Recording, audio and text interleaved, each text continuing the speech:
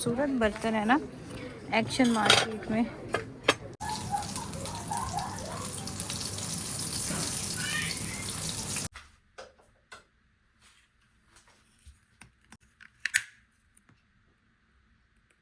अस्सलाम वालेकुम beautiful people, welcome back to my channel. आज के दिन मुझे बहुत ज़्यादा काम थे। आज का मेरा दिन बहुत मसरूफ़ गुजरने वाला था। कुछ कमिटमेंट्स ऐसी थी, अपॉइंटमेंट्स थी, और वो मेरे माइंड में एक दिन पहले से बस बातें चली जा रही थी कि ये भी करना है, वो भी करना है।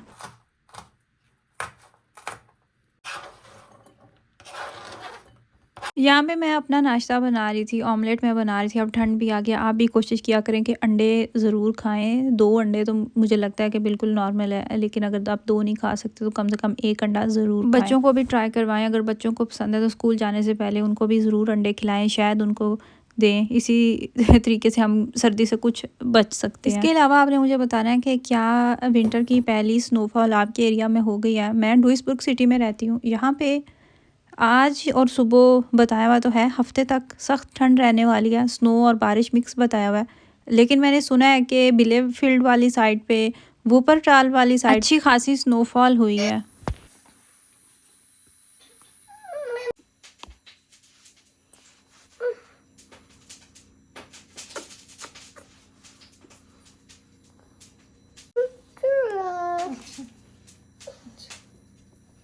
मैं अपने लिए नाश्ता बना रही थी और मेरा काका जाग के आ गया था, तो इस वजह से मुझे अपना नाश्ता वहीं के वहीं छोड़ना पड़ा। ऑयल मैंने पैन में डाल लिया हुआ था, ऑमलेट मैं बनाऊंगी, बाकी चाय और ये जो कुछ भी नहीं बनाऊंगी, इसको मैं सबसे पहले इसके प्ले स्कूल छोड़ के आऊँगी।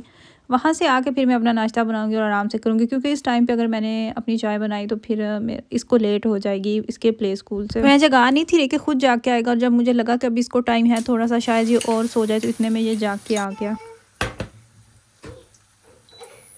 खैर नाश्ता हमने वहीं पे छोड़ा अपना आधे रास्ते। सबसे पहले हमने टिफ़िन तैयार किया, टिफ़िन के अंदर डाला, पानी डाला और हमने अपना बैग जी रेडी कर लिया। अभी हम जाएंगे स्कूल को। मुझसे ये भी मेरी किसी बहन ने पूछा था कि आपने स्कूल बैग कहाँ से लिया। स्कूल बैग तो नहीं, किंडरगार्टन के लिए जो छोटा सा बैग होता है। मेरे पास काफ़ी ज़्यादा इस तरह के छोटे छोटे से बच्चों के बैग्स हैं। मिराज जब जाता था उसके भी कुछ पड़े हुए हैं। ये वाला तो मैंने ऑनलाइन ऑर्डर किया था, स्पाइडरमैन इसमें वो बना हुआ है। इसके अलावा जो आप लोग अक्सर देख रहे होते हैं जिसके सामने वो ट्रांसपेरेंट प्लास्टिक लगा हुआ है, वो मैंने लिया था किसी ज़माने किक मार्केट से। उसके अंदर पूरा टिफ़िन बना हुआ था, पेंसिल्स थी, बॉक्स था, इस तरीके से ना कुछ चीज़ें थी। तो वो मैंने तब लिया था किक मार्केट से। अभी मुझे नहीं पता मिलेगा या नहीं, क्योंकि ये बहुत अरसा पहले की बात है। खैर बच्चे को हमने किंडरगार्टन छोड़ा और अभी आके मैं यहाँ पे अपना करूँगी नाश्ता।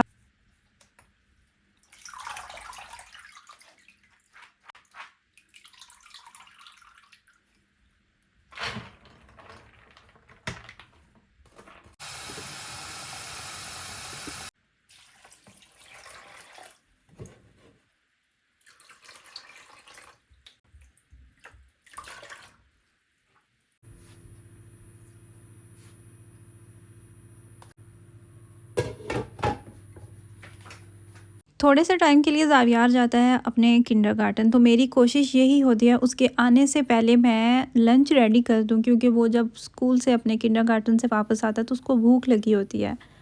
तो फिर आते ही वो खाना खाता है और खाना खाने के बाद वो सोने के लिए चला जाता है। आज मुझे खाने में बनाने थे दाल चना और साथ में सफ़ेद राइस।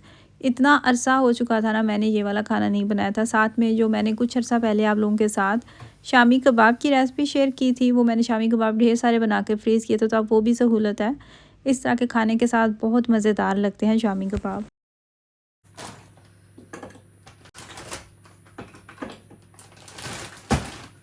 नॉर्मली मैं इस तरीके से करती हूँ, मुझे पता होता है जिस दिन बच्चों की अपॉइंटमेंट है इनके स्कूल में, या फिर मेरी खुद की कोई अपॉइंटमेंट है, डॉक्टर के पास जाना है, या इस तरह का कुछ भी होता है एक्स्ट्रा काम, मैं खाना एक दिन पहले बना के रख लेती हूँ। मैं सेम दिन खाना नहीं बनाती, क्योंकि इस तरीके से काम इतना लंबा हो जाता है ना, फिर बिल्कुल भी आपको टाइम नहीं मिलता रेस्ट करने का।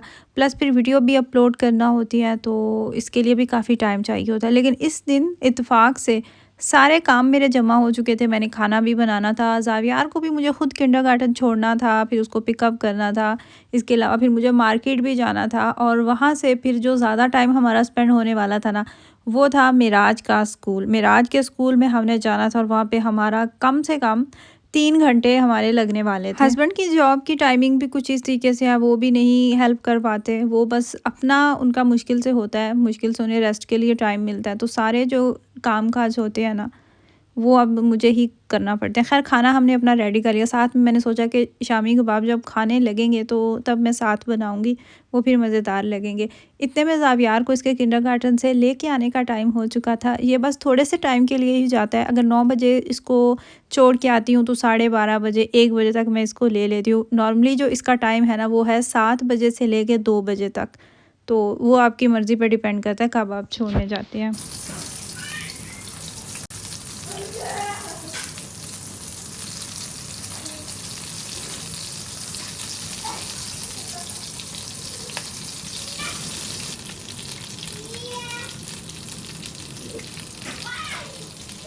शामी कबाब का मेज़ा जब बना रही थी मैं, तो उसके अंदर मैंने 1 अंडा मिक्स किया था। मुझे लग रहा था कि मैंने अगर ज़्यादा अंडे इसके अंदर डाले तो इसका जो टेक्सचर है ना, वो अच्छा ख़ासा रनी हो जाएगा, इसलिए मैंने उसके अंदर नहीं डाले। तो मेरा ये पहली दफ़ा मैंने ये निकाल के बनाया बिना अंडे के, जो कि बिल्कुल भी ठीक नहीं हुए, वो फैल रहे थे। वरना हमेशा शामी कबाब मैं अंडे में डिप करके तो फिर ही बनाती हूँ। तो मैंने यही सोचा कि नेक्स्ट टाइम इसको अंडे में डिप करके बनाऊँगी। अगर आपका टेक्सचर बहुत ज़्यादा सख्त हो जाए ना, तो फिर आप अंडे डालें तो वो ठीक रहता है। ज़ावियार यहाँ पे खाना खा के सो चुका था और मैं आपको अपना हाथ दिखा रही थी। जले के अच्छे खासे दाग बन चुके हैं, लेकिन मेरे पास कुछ क्रीम्स हैं ऐसी जो मैं लगा रही हूँ, और मुझे लगता है कि अब आहिस्ता आहिस्ता टाइम के साथ ये फेड हो रहा है। वरना जले के जो निशान होते हैं वो 2 साल भी ले जाते हैं, 3 साल तक भी वो निशान जो है ना, वो चले जाते हैं। अभी मैं एक्शन मार्केट में आई हूँ। मिराज के भी स्कूल जाना है, वहाँ पे लटैरने हैं, तो उसके लिए हमें लेके जानी थी प्लास्टिक की प्लेट्स। ये वाली हो या फिर ये वाली, मुझे लगता है ज़्यादा बेस्ट रहेंगी। ये वाली प्लेट लेने के जानी है, और स्पेशल अभी मैं ये प्लेट लेने ही आई हूँ। लेकिन देखें कितने खूबसूरत बर्तन है ना एक्शन मार्केट में। इस तरह के बर्तन मुझे वैसे भी बहुत प्यारे लगते हैं। और मेरे ख्याल से अगर अभी बर्तन देखने खड़े हो गए तो हमें बहुत लेट हो जाएगी। मुझे जल्दी जल्दी वापस जाना है घर। और मैंने यहाँ से क्या लेना था, कुछ और भी लेना था, वो देखते हैं और फिर जल्दी से जाते हैं अब वापस घर। क्रिसमस आ रही है तो उसकी डेकोरेशन हर तरफ पड़ी हुई है। पेमेंट करने के लिए जब भी जाते हैं कासे पे हमेशा इतनी लंबी लाइन होती है।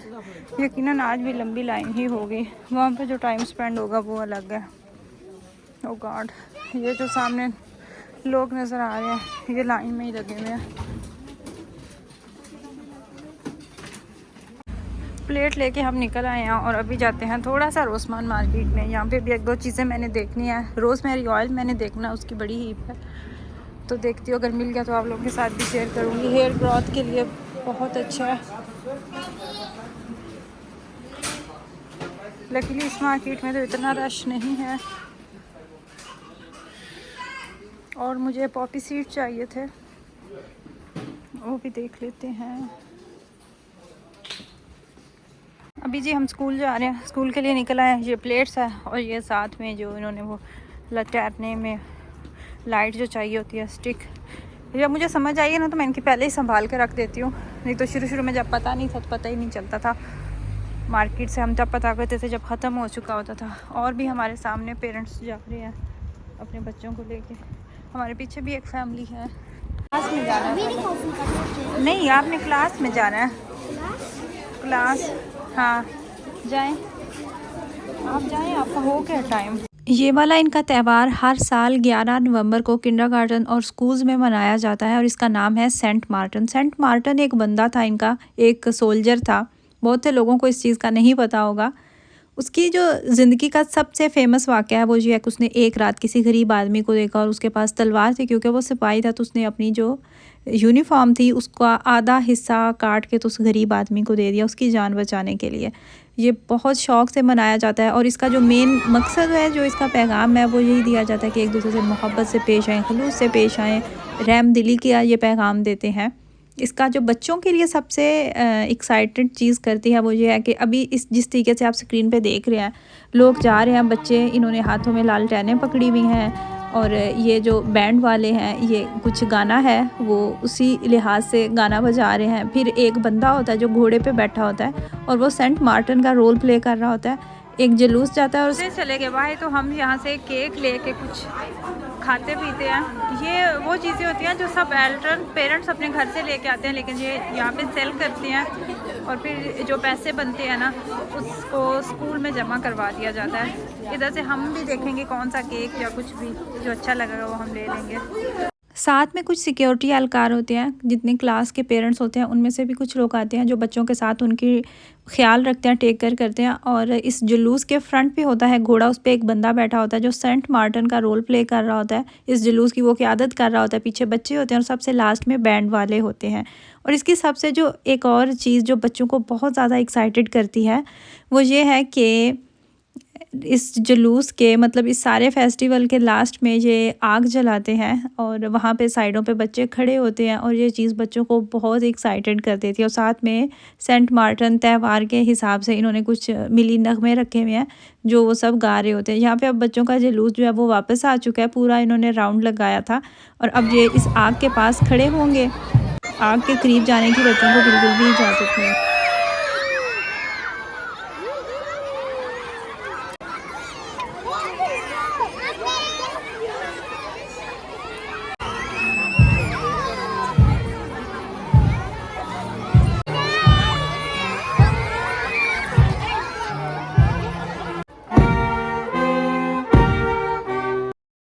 और स्कूल में सिर्फ ऐसा नहीं कि पेरेंट्स ही आते हैं, इनके अपने जो बूढ़े बुज़ुर्ग डॉयच हैं वो भी आए होते हैं और वो इस चीज़ को बहुत अच्छे और बड़े खुलूस से इंजॉय कर रहे होते हैं। जैसे हम लोगों को बहुत से ऐसे लोग हैं जिन्हें पता ही नहीं होता कि ये जो इनका त्यौहार है इसका मकसद क्या है। एनीवेज़ हमने जो वहाँ से केक लिया वो ना ज़ावियार ने खाया और ना ही मुझे पसंद आया, क्योंकि मैं खाना खा के आई थी घर से, भूख नहीं थी। यहाँ पे अब हम जा रहे हैं वापस, ये त्यौहार भी ख़त्म हुआ। आपसे बात होगी इंशाअल्लाह ताला नेक्स्ट वीडियो में। दुआओं में याद रखिएगा।